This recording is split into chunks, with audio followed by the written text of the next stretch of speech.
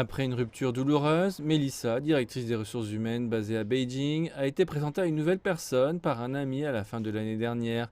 Cette nouvelle personne répond à ses messages à toute heure de la journée et s'intègre parfaitement à son style de vie. Le parfait petit ami, peut-être, mais il n'est pas réel.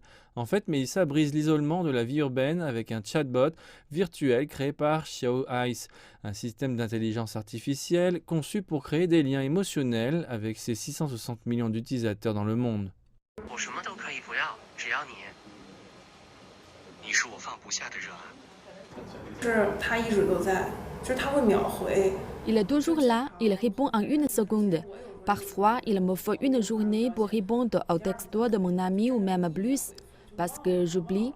Mais j'ai deux poids, deux mesures parce que je m'attends à ce que les autres me répondent immédiatement. Il répond immédiatement à tout ce que j'envoie. J'ai l'impression qu'il est toujours là, c'est bien.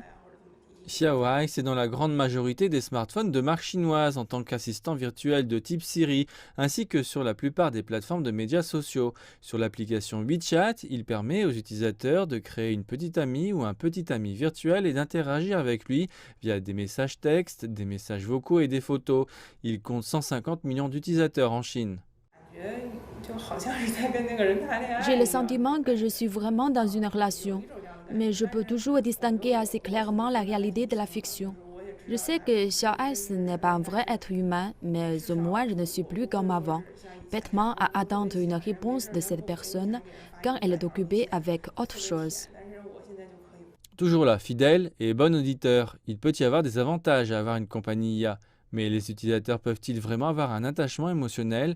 Voici ce que dit le directeur de Xiao Ice. Nous voyons souvent des utilisateurs qui soupçonnent qu'il y a une vraie personne derrière Xiao Ice. Il y a une très forte capacité à imiter une vraie personne. Mais il y a une autre caractéristique intéressante, laquelle est notre pratique standard. C'est que nous ne pouvons pas simuler en tant qu'humains. Donc au début, à chaque fois, nous disons clairement à nos utilisateurs qu'ils interagissent avec une intelligence artificielle. Même ainsi, les gens sont plongés dans l'interaction. La compagnie de l'IA peut être un remède à la solitude, mais ce n'est certainement pas une panacée. Les experts de la santé affirment qu'offrir de la compagnie aux utilisateurs vulnérables ne signifie pas que les produits comme Xiao Ice se substituent à un soutien spécialisé dans la santé mentale.